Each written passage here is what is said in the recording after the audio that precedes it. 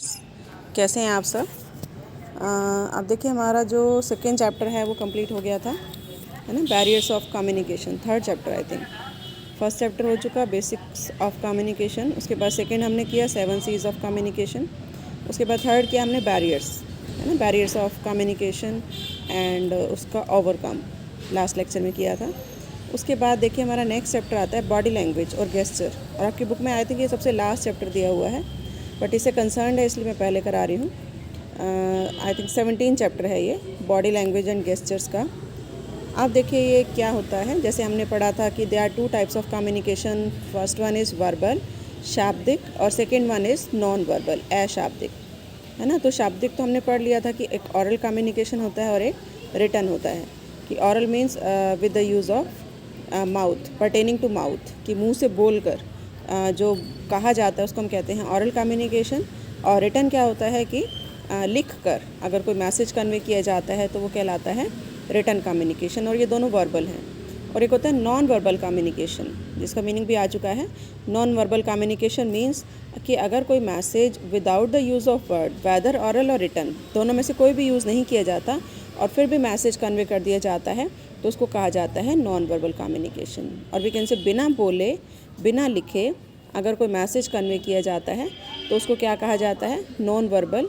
और we can से अशाब्दिक, अशाब्दिक संचार, है ना। जैसे आप बिना बोले आप यस भी कर देते हैं, बिना बोले नो भी कर देते हैं, कुछ इशारों से समझा देते हैं, है ना। तो इस तरह की जो लैंग्वेज है वो क्या कहलाती है, नॉन वर्बल। तो वर्बल की जितनी इंपॉर्टेंस है उतनी ही नॉन वर्बल की भी इम्पॉर्टेंस है ना। दोनों एक दूसरे के कॉम्प्लीमेंट्री हैं, दोनों एक दूसरे के बिना पूरे नहीं हैं, वर्बल और नॉन वर्बल। क्योंकि बिना नॉन वर्बल के भी वर्बल मैसेज कन्वे करना पॉसिबल नहीं है ना। आप यूज़ करते हैं कुछ सिग्नल्स को, कुछ साइंस को, तो इसकी भी अपनी इम्पॉर्टेंस है। आप देखिए नॉन वर्बल कम्युनिकेशन 3 टाइप्स का है। सबसे पहला जो आपके चैप्टर का नाम है बॉडी लैंग्वेज, और we can say kinesics. Second is space language and time language, जिसको हम कहते हैं proxemics. Third one is paralanguage. ये तीनों हमने इस चैप्टर में पढ़ना है, but first one body language आपके सिलेबस में है।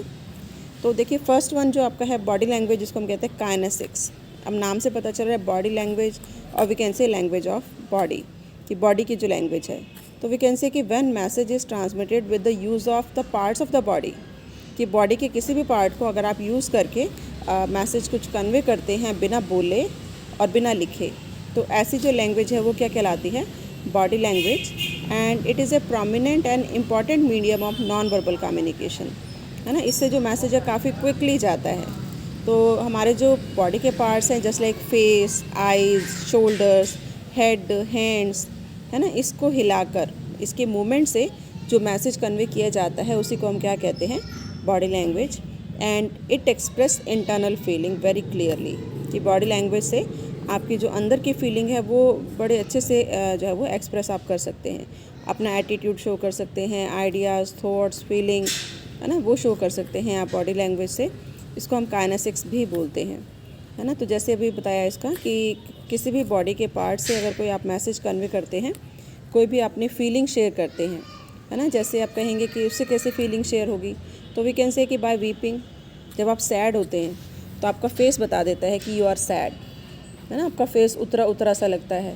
और जब आप खुश होते हैं तो आपके फेस पे अलग सी रौनक होती है ना, स्माइल होती है, हंसी होती है। तो वी कैन से कि आप देख कर ही बता सकते हैं कि कुछ पर्सन सैड है, हैप्पी है, या नॉर्मल है, न्यूट्रल है ना। और वी कैन से टू से येस, आपको येस अगर कहना है तो आपको कहा जाए कि आपने बोलना नहीं है, एंड आपको यू हैव टू से येस, तो आप इस तरह से सिर को हिलाते हैं, है ना। टू से नो आप इस तरह से हिलाते हैं, from right to left and left to right, है ना। और आइज़ के एक्सप्रेशन भी होते हैं। तो ये हमारा सारी क्या है, बॉडी लैंग्वेज, है ना, जिसको हम कहते हैं काइनेसिक्स। तो देखिए ये जो मीनिंग दिया हुआ है, kinesics is a study of body movement and gestures. तो अगर हम बात करें अपने कम्युनिकेशन की, तो कम्युनिकेशन में हमारा 30 to 35% जो पार्ट है वो हम मतलब कन्वर्सेशन में होता है, carried out by words, and 65 to 70% होता है नॉन वर्ड्स, कि जब आप बोलते नहीं हैं, है ना, लेकिन आप मैसेज कन्वे कर जाते हैं। आप देखिए नेचर ऑफ बॉडी लैंग्वेज, कि जो बॉडी लैंग्वेज है उसकी क्या विशेषताएं हैं, क्या नेचर है। First one, it is acquired with no formal training. इसके लिए आपको कोई ट्रेनिंग नहीं लेनी पड़ती। जैसे कि आपको किसी ने बताया कि आपको यस करना है तो हेड को इस तरह से हिलाना है, या नो करना है तो इस तरह से हिलाना है, या सरप्राइज़ हुए तो कुछ किस तरह से आपने शो करना है ना। इसके लिए कोई स्कूल नहीं होता, कोई कॉलेज नहीं होता, कोई फॉर्मल ट्रेनिंग नहीं दी जाती, बल्कि आप वहाँ पर रह कर सीख जाते हैं, है ना। तो इसके लिए कोई फॉर्मल ट्रेनिंग नहीं है, इसकी कोई मास्टरी नहीं होती। ये आपस में रह कर ही आप जो है वो नोटिस कर लेते हैं और सीख लेते हैं। And it is controlled by social norms. आप देखिए ये जो है सोशल नॉर्म्स के द्वारा कंट्रोल होता है। जैसे suppose you are very happy with an incident, कुछ इंसिडेंट हुआ किसी आपके एनिमी के साथ, किसी दुश्मन के साथ, और आप बहुत हैप्पी हैं, लेकिन आप उसको शो नहीं करेंगे, है ना। वो आपका एनिमी है, ये आपको पता है, लेकिन आप अगर उसके घर पर जाकर ये शो नहीं करेंगे कि यू आर वेरी हैप्पी। जैसे देखो आपकी एग्जांपल दिया हुआ है बुक में कि सपोज़ किसी की डेथ हो जाती है, किसी पर्सन की, या सपोज़ कोई कॉम्पिटिटर है आपके बिज़नेस में, उस पर्सन की डेथ हो गई, तो ऑब्वियसली आपको अंदर से लगेगा कि कॉम्पिटिटर चला गया, आपका बिज़नेस अब अच्छा चलेगा, लेकिन आप जाकर ये शो नहीं करोगे कि you are very happy internally, कि आप अंदर से बहुत खुश हैं, है ना। आप यही शो करोगे कि आपको अच्छा नहीं लगा। तो इट मीन्स आपकी जो बॉडी लैंग्वेज है वो कंट्रोल होती है बाय सोशल नॉर्म्स। आप सोच समझ कर ही रिएक्ट करते हैं। अपने फेस पे एक्सप्रेशंस जो लेकर आते हैं वो कुछ % तक आप कंट्रोल कर लेते हैं। तो ये दो इसकी फ़ीचर्स हैं कि acquired with no formal training, इसके लिए किसी फॉर्मल ट्रेनिंग की ज़रूरत नहीं है, and it is totally controlled by social norms, है ना, कि आप सोच समझ कर ही फिर रिएक्ट करते हैं। आप देखिए नेक्स्ट टॉपिक हमारा आता है what are the types of body language. कितने टाइप्स हैं? सबसे पहला है पोस्चर। अब देखिए पोस्चर क्या है? पोस्चर जिसको हिंदी में हम कहते हैं आसन।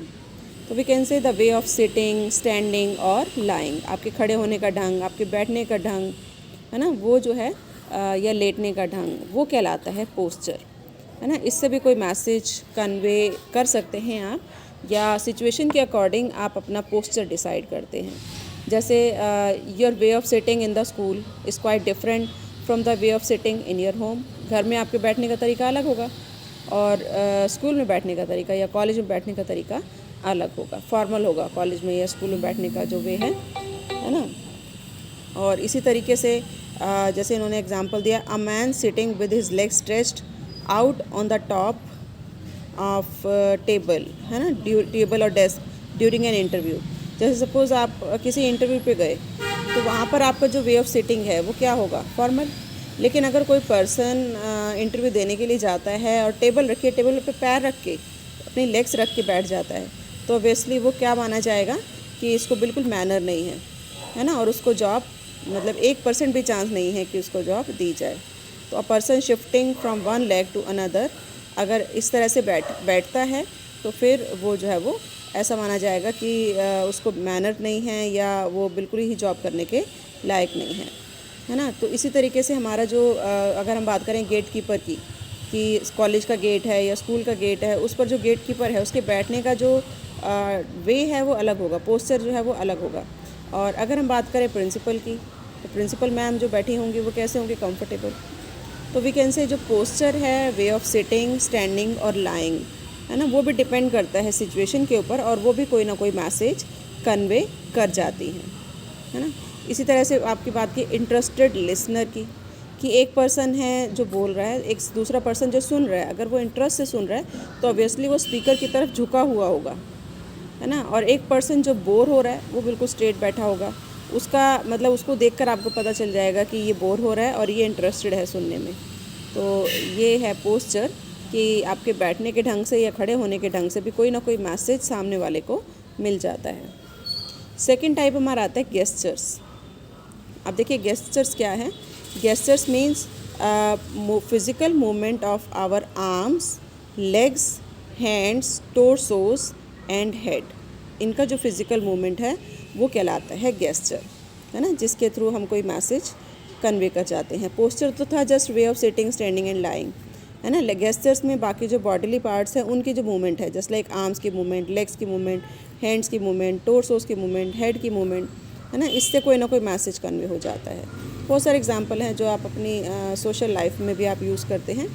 जस्ट लाइक टू एम्फसाइज, आपने किसी चीज़ पे बहुत जोर देना है, कि आप उससे एग्री कर रहे हैं, तो आप कैसे करेंगे, है ना। एग्री करने के लिए आप क्या करते हैं, जैसे सपोज़ आप क्लैपिंग करते हैं कि यू आर विद हिम, आप उसके साथ हैं, है ना, क्लैपिंग करते हैं, या बंद मुट्ठी टेबल पे मारना इस तरीके से, है ना। तो ये क्या होता है, एम्फसाइज़ करना और पॉइंट आउट करना कि जस्ट लाइक आप किसी को कहते हैं इस तरह से, फिंगर को इस तरह से करके टू पॉइंट, है ना, कि आगे से ये बात मत करना।